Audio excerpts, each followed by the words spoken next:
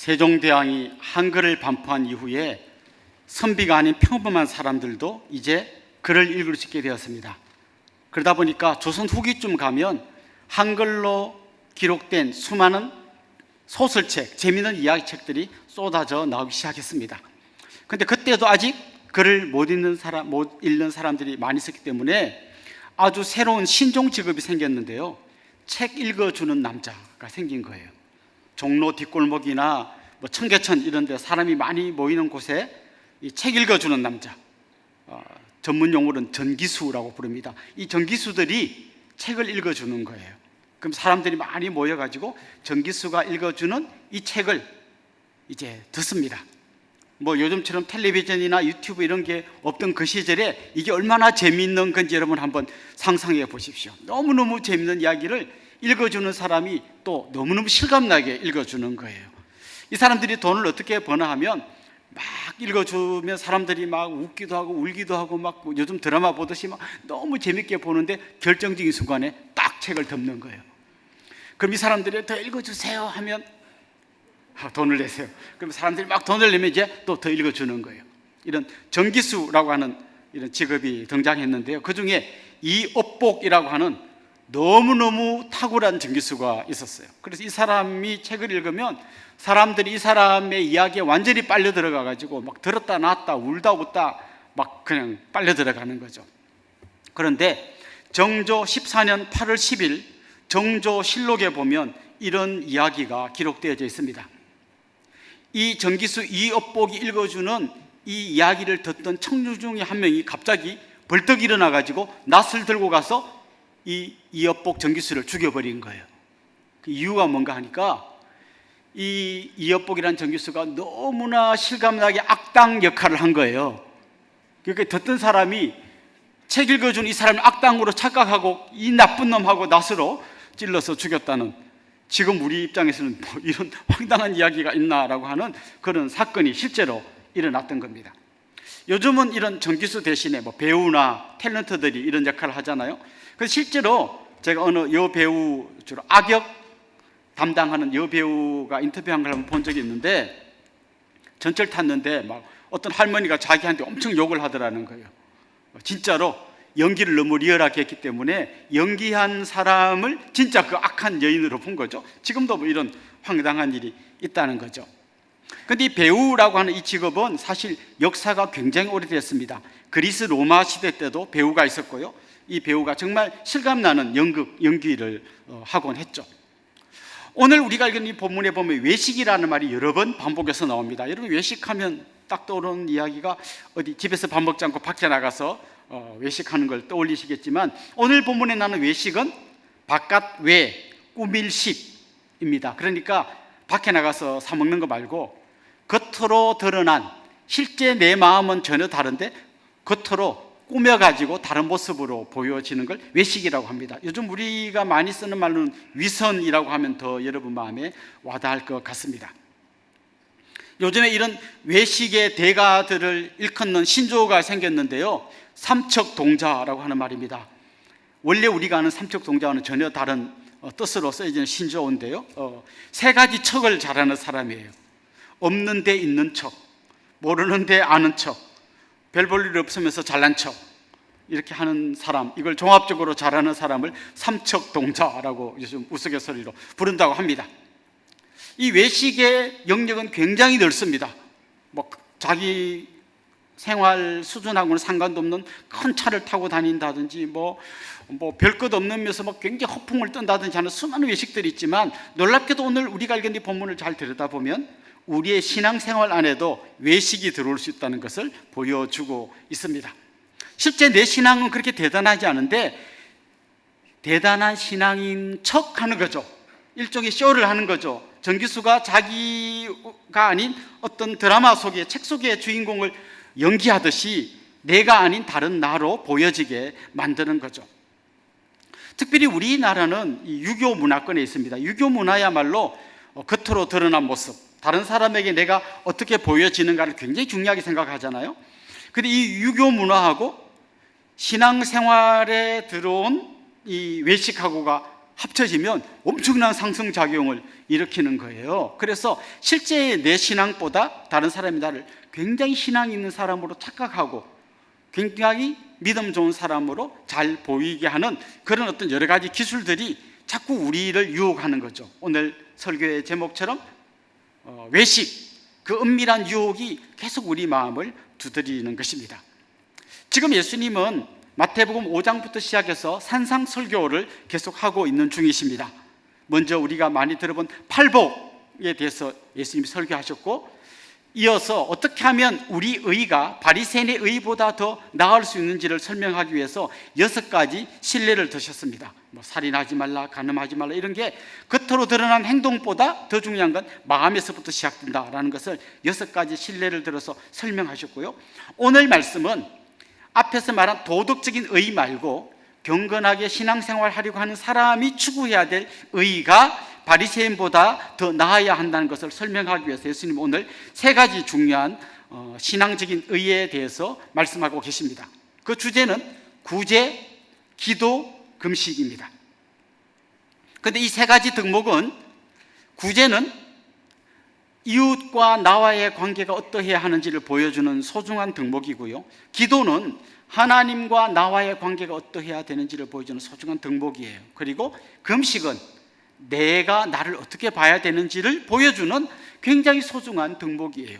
이 3가지 덕목을 예수님께서 말씀하시는데, 이 너무나 소중한 3가지 덕목이 바리새인들과 같이 외식하는 사람들에 의해서 너무나 왜곡되어 있다는 것을 밝히시고, 그렇다면 우리는 이 아름다운 덕목을 어떻게 회복해야 되는지를 주님께서 말씀해 주시는 거죠.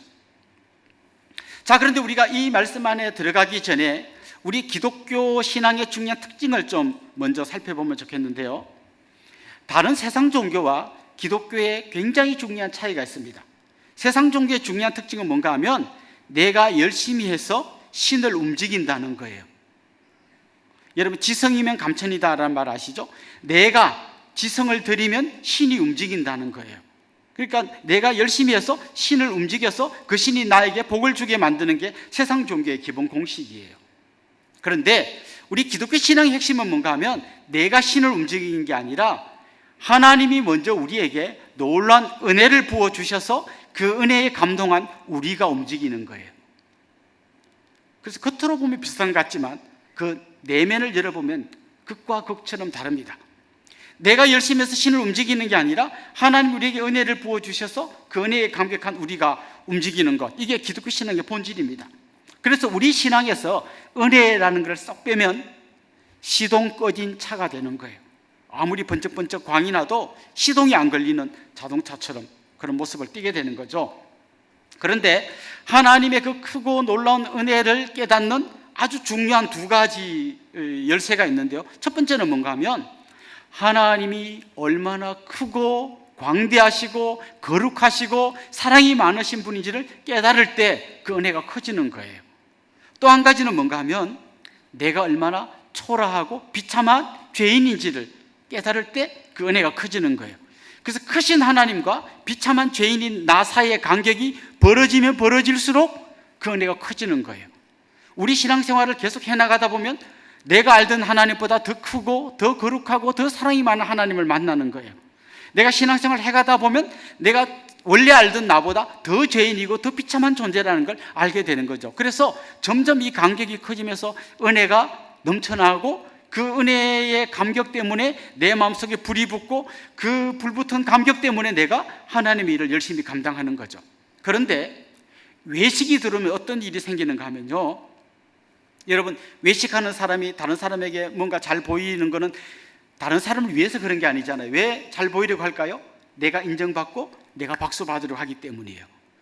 그래서 외식해서 다른 사람에게 내가 그럴듯한 사람으로 보여지면 하나님의 크심, 하나님의 거룩하심, 사랑 많은 하나님이 앉으셔야 할 그 자리에 내가 앉게 되는 거예요.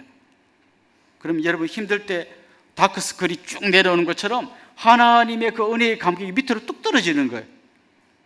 또 한 가지, 나는 굉장히 비참한 죄인인데 외식을 통해서 나를 그럴듯한 존재로 바꾸어 놓으면, 처음에는 다른 사람만 속이는 것 같지만 외식을 오래 하다 보면 나도 속아요. 내가 진짜 그런 사람인 것 같아요. 그러면 비참한 죄인의 자리에 내려가지 않고 좀 그럴듯한 나로 올라서게 됩니다. 그러니까 크신 하나님의 자리를 확 끌어내리고 비참한 나의 자리를 확 끌어올리니까 이 은혜의 간극이 너무 좁은 거예요.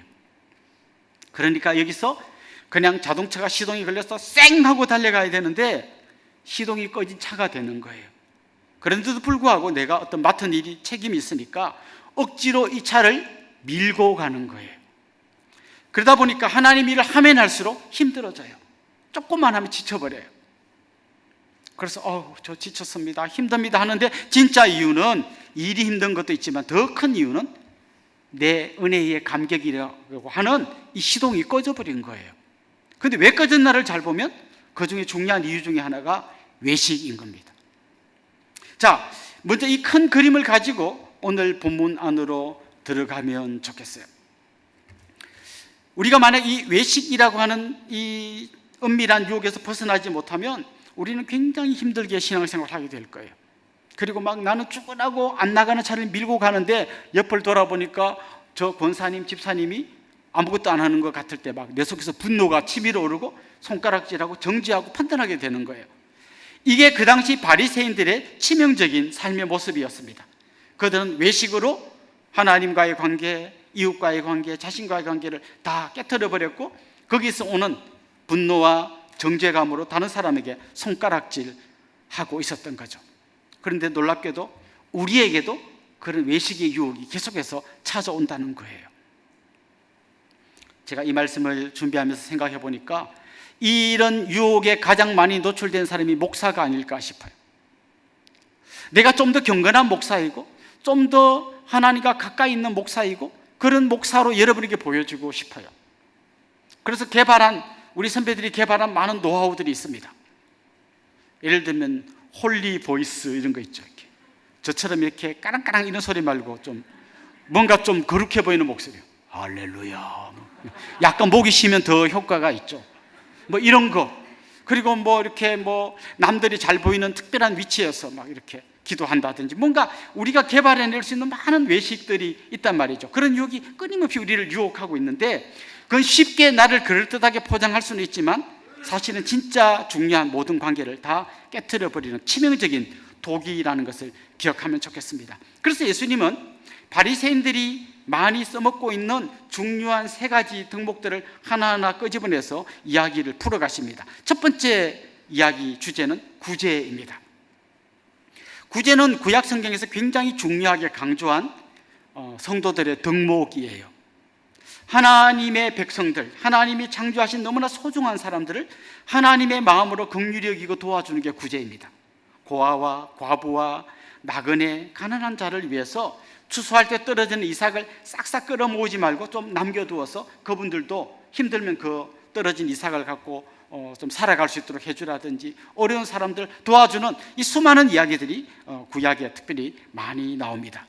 그런데 바리새인들은 이걸 어떻게 이 소중한 구제라고 하는 아름다운 신앙의 모습 이걸 어떻게 왜곡시켰나 하면요, 나팔을 부는 거예요. 진짜 나팔을 불었는지 아니면 문학적인 표현인지는 모르지만 사람들이 많이 모이는 곳에서 막 예를 들면 나팔을 부는 거죠.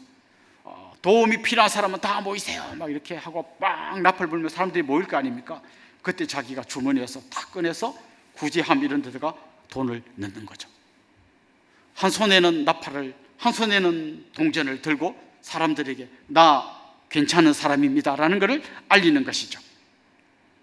이렇게 되면 어떤 문제가 생기는가 하면 원래 구제는 너무나 소중한 하나님의 백성들, 하나님이 만드신 소중한 존재들에 대한 그 사랑으로부터 출발하는 건데 나중에는 이 사람들이 내 명예를 드높여주는 도구가 되는 거예요. 내가 굉장히 많은 사람들에게 뿌렸습니다. 이 사람들이 당신은 정말 훌륭한 사람입니다. 박수를 쳐주게 만드는 도구가 되는 것이죠.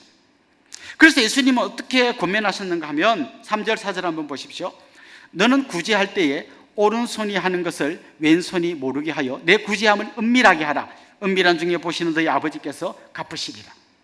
은밀하게 구제하라고 하심으로써 우리가 이 외식의 유혹에서 벗어나게 하셨습니다. 그런데 사실 이 말씀은 약간 과장된 말씀이에요. 여러분 어떻게 해야 오른손이 하는 걸 왼손이 모르게 할 수 있습니까? 어떻게 해야 가능합니까? 주님은 지금 이걸 강조하기 위해서 이런 표현을, 문학적인 표현을 쓰신 거죠. 그런데 이 말씀은 우리가 이미 앞에서 살펴본 5장 16절 말씀하고 좀 충돌하는 느낌이 나요. 5장 16절 말씀 보면 이렇게 되어 있습니다. 이같이 너희 빛이 사람 앞에 비치게 하여 그들로 너희 착한 행실을 보고 하늘에 계신 너희 아버지께 영광을 돌리게 하라. 자, 이 5장 말씀에는 너희 빛이 비치게 해서 사람들이 너희가 하는 그 선한 행동을 보고 하나님께 영광을 돌리게 하라 그랬고, 오늘 말씀은 오른손이 하는 걸 왼손이 모르게 하라고 했습니다. 자, 오른손이 하는 걸 왼손이 모르게 하면서 사람에게 빛을 비춰서 영광을 돌리게, 이거 어떻게 하는 거죠? 사실 굉장히 어려운 말처럼 보이지만 핵심적인 열쇠는 아까 본 그 말씀 한 번 더 비춰주세요. 이 빨갛게 표현된 이 글자에 있습니다. 너희 착한 행실을 보고 하늘에 계신 너희 아버지께 영광을 돌리게 하라. 만약 이게 내가 박수받기 위해서 하는 거라면 외식이고, 이걸 통해서 하나님이 영광받게 하시기 위해서라면 이거는 빛을 비추는 거라는 거예요. 그런데 문제는 뭔가 하면 이 경계선이 굉장히 모호해요. 그래서 우리가 정신을 바짝 차리지 않으면 분명히 하나님께 영광을 돌리기 위해서 한 건데 순식간에 나도 모르게 내가 박수받는 자리로 떨어질 수 있다는 것이죠. 이걸 우리가 정신 차리고 잘 보아야 하는 것입니다.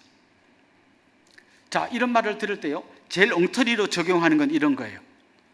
알았어요. 저는 외식하지 않을 거예요. 저는 내 모습 있는 그대로 보여줄 거예요. 보여줘 보세요. 저는 굳이 안 합니다. 저는 굉장히 이기적인 사람이에요. 내 돈 내가 쓸 거예요. 나 외식 안 해요. 나 나쁜 놈이에요. 이게 제일 잘못 적용하는 거예요. 이건 그야말로 구더기 무서워서 장못 담그는 식이죠. 주님은 이렇게 적용하라고 이 말씀을 주신 게 아니라 정말 구제를 하라는 거죠. 그런데 내 이름이 드러나지 않게, 내가 박수받지 않게, 대신 하나님이 영광을 받으시게 구제하라는 것입니다. 저는 그 중에 한 가지 방법이요, 내 개인 이름으로 구제하기보다는 우리 교회가 하고 있는 그레이스 가든 이런 곳에 헌금을 해서 교회 이름으로 구제할 때 나는 감추어지고 주님의 이름이 더 드러나고 영광 받을 수 있다고 생각해요. 자, 그런데 주님이 이렇게 지금 이야기하시는 거예요. 이 구제를 우리가 은밀하게 할 때 은밀하게 보시는 하나님께서 기억하고 거기에 대한 놀라운 상을 주시겠다는 거예요. 그런데 그걸 포기하고 사람들이 박수받는 이거하고 바꾸는 것은 너무 바보 같은 짓이라는 거죠. 자, 그렇다면 하나님께서는 은밀하게 구제하는 이 사람들에게 어떤 보상을 해 주실까요? 나중에 천국 갔을 때 좀 약간 구제한 사람은 동면류관, 좀 많이 한 사람은 은면류관, 더 많이 한 사람은 금면류관, 아주 많이 한 사람은 금 따따블 면류관 이렇게 주실 것 같습니까? 저는 천국에서 그게 금인지 동인지 그런 거는 별로 의미가 없을 것 같아요. 오히려 저는 데살로니가전서 2장 19절에서 바울이 말씀했던 이 말씀을 우리가 새겨보면 좋겠는데 한번 보십시오. 이렇게 되어 있습니다. 우리의 소망이나 기쁨이나 자랑의 면류관이 무엇이냐? 그가 강림하실 때 우리 주 예수 앞에 너희가 아니냐? 바울은 이렇게 말했습니다. 주님 재림하시는 그날 영광스러운 그 자리에 갔을 때 또 다른 누군가가 나를 알아보고 와서 제가 당신 덕분에 이 자리에 설 수 있게 되었습니다. 이럴 때 그게 내 면류관이 된다는 거죠. 그 사람이. 자, 한번 상상해 보십시오. 어떤 분이 너무너무 힘들어서 죽고 싶고 인생을 정말 다 포기해버리고 싶고 이 더러운 세상 그냥 확 뒤집어버리고 싶은 그런 충동 때문에 힘들어할 때 누군가가 따뜻한 손을 내밀어 주어서 그를 구제해 주고 사랑을 베풀어 줘서 그가 이 세상은 정말 살만한 세상이구나, 나도 정말 그렇게 살아야지. 그런데 이 사랑을 베푼 사람이 보니까 교회 공동체고, 그래서 그 사람이 새로운 사람이 되어가지고 이제 주님 앞에 설 때는 누가 이 사랑을 베푸는지 다 알 거 아니에요. 그때 나에게 달려와서 집사님, 권사님, 장로님, 그때 장로님이 베풀어 주신, 권사님이 베풀어 주신 그 사랑 때문에 제가 이 자리에 있게 되었습니다. 그게 우리의 면류관이라는 거예요. 특별히 금 하나 더 올리는 게 아니라. 저도 천국 가면 그렇게 인사하고 싶은 많은 분들이 계십니다. 내가 가장 힘들었을 때 사랑을 베풀어 주셨던 장로님, 권사님, 집사님들, 그때 내가 기쁨으로 그분들 허깅하면서 감사의 말을 전하고 싶어요. 그때 그분들이 나를 볼 때 그게 그분들의 면류관이 아니겠냐는 거죠. 주님은 이렇게 우리에게 더 소중한 것이 있는데 이것 대신에 싸구려로 이걸 포기하지 말라고, 싸구려 박수 때문에 너무 소중한 이런 가치를 포기하지 말라고 우리에게 말씀하고 있는 것입니다. 두 번째 주님께서 말씀하신 주제는 기도입니다. 기도는 나와 하나님과의 관계를 보여주는 가장 소중한 덕목이에요. 여러분, 기도가 뭐죠? 사실 우리는 기도를 하도 많이 들어가지고 맨날 그 소리가 그 소리 같이 들립니다만, 사실 기도는 어마어마한 거예요. 온 우주의 통치자이신 하나님을 이 우주의 먼지만도 못한 내가 직접 만나 뵙고 내 모든 이야기를 하는 정도가 아니라 그분을 그 하나님을 아빠라고 부르면서 내가 그 부분에 안기는 게 기도예요. 여러분, 사실 다른 종교와 한번 비교해 보면 이게 얼마나 엄청난 것인지를 알 수 있습니다. 예를 들면요, 이슬람교에서 그들이 믿는 알라는 어떤 신인가 하면 정말 능력 있고 광대한 신이에요.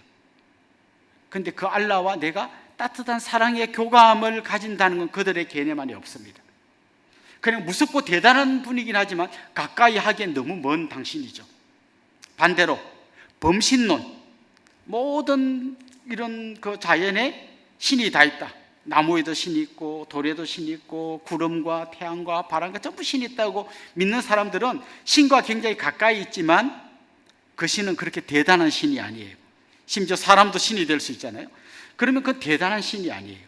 그런데 우리 하나님은 크고 광대하시고 엄청난 능력과 또 말할 수 없는 사랑을 가지고 계신 그분이신데 우리와 만나주시는 거예요. 가장 가까이 있으면서도 어마어마한 능력이 하나님이신 거죠. 그리고 수많은 종교들은 신에게 나아가기 위해서 중간에 영매를 필요로 합니다. 예를 들면 무당 같은 사람이 신과 나를 이어주는 거죠. 사실 우리가 천주교에서 종교개혁을 일으킬 때 제일 개혁해야 될 요소 중에 하나가 뭔가 하면 하나님과 인간 사이에 사람이 들어가는 거예요. 그 신부님에게 내가 고해성사하는 거. 그렇지 않습니다. 우리는 당당하게 하나님 앞에 직접 나아가서 아빠라고 부를 수 있는 바로 그런 존재인 겁니다. 그래서 기도는 그 크고 놀라운 하나님 앞에 우주의 먼지만도 못한 내가 가까이 가서 아빠라고 부르면서 내 이야기를 할 수 있는 게 기도라는 거죠. 그런데 바리새인들은 이 기도에 외식을 집어넣으면서 기도의 어마어마한 특권을 싸구려로 바꿔버렸어요. 이런 거죠. 원래 그들은 시간을 정해놓고 기도했는데요, 기도할 때 보통은 성전이나 회당 같은 데 가서 기도했습니다. 자, 예를 들면 그 사람이 지금 정해진 시간, 오후 3시 기도 시간에 맞춰서 성전을 향해서 막 가다 보니까 그만 시간이 다 된 거예요.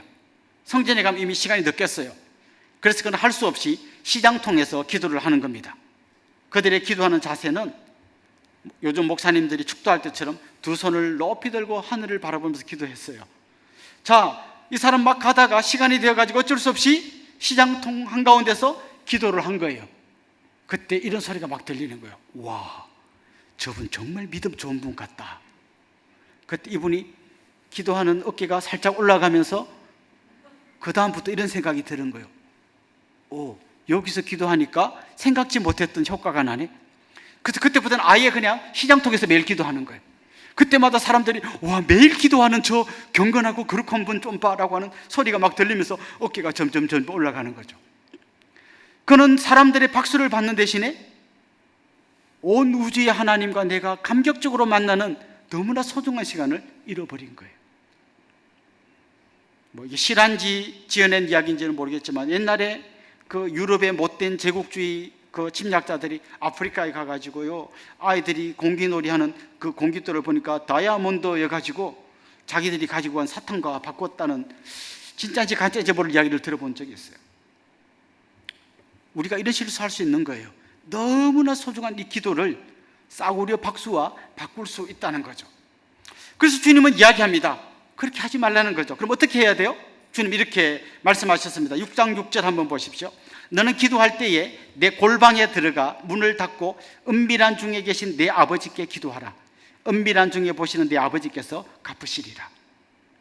주님은 골방에 들어가서 기도하는데 거기에서 또 문을 닫고 기도하라 그랬어요.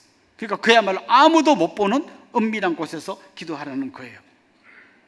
그럼 우리 설교 끝나면 교회 여기서 옆에 있는 집사님들 중간에서 내가 합심 기도할 건데 이건 괜찮은가요?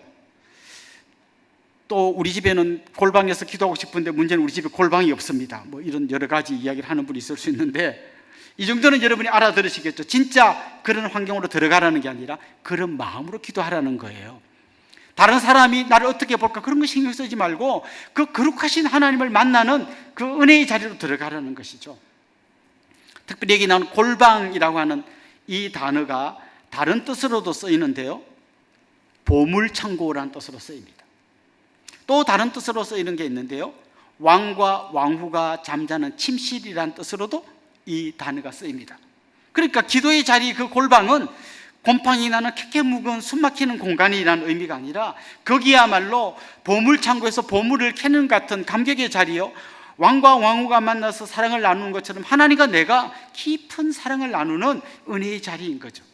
이 소중한 기도의 자리를 사람들의 박수 소리에 취해가지고 그걸 바꾸는 어리석은 그런 행동을 하지 말고 그 은혜의 자리, 하나님과의 관계를 회복하라고 주님 말씀하고 계시는 것입니다. 마지막으로 주님께서 예를 드신 것은요, 금식이에요. 혹시 여러분 금식 해보셨습니까? 뭐 금식까지는 안 해봐도 금식을 해보신 분은 있을 거예요. 너무 바빠서 점심을 못 먹어보신 분이 있을 겁니다. 그때 나타나는 몇 가지 현상이 있죠. 일단 화가 나는 분들이 많더라고요. 배고프면 화가 납니다. 저는 이런 분들이 있고요. 일단 힘이 빠져요. 근데 진짜 한 이틀, 3일 정도 금식하면 금식하면 기도해야지 하고 금식했는데 기도할 생각도 안 나고 그냥 아무 힘이 없이 그냥 축 늘어집니다. 속으로 이런 생각이 듭니다. 예수님처럼 40일 금식한 것도 아니고 고작 하루 이틀 금식하고 이렇게 약한 존재구나라는 걸 깨닫는 거죠. 그래서 금식의 진짜 의미는요, 내가 얼마나 연약한 존재인지, 내가 얼마나 아무것도 할 수 없는 존재인지를 깊이 자각하는 게 사실은 금식이에요. 구약에도 보면 금식하며 기도한 사람들이 많습니다. 모세, 여호사밧, 에스더, 에스라, 느헤미야, 다니엘, 이런 사람들이 금식하며 기도했습니다. 사실 이들이 기도할 때는요, 너무나 어려운 일이 생겼어요. 뭐 밖에서 다른 나라 사람들이 쳐들어와서 나라가 망할 것 같은 그런 상황이든지, 아니면 뭐 에스더처럼 유대인들 다 목매달아 죽이겠다고 지금 준비하고 있다는 소식을 듣고 죽으면 죽으리라 하고 왕께 나아갈 때 그 다른 유대인들 보고 금식하며 기도해달라고 부탁했거든요. 지금 자기들은 가만히 있어도 죽을 것 같이 힘든데 금식까지 해가지고 더 힘들게 만드는 거예요. 왜 그럴까요? 그냥 자기들의 힘을 완전히 빼고 하나님 외에는 답이 없습니다 라고 엎드리는 게 금식이에요.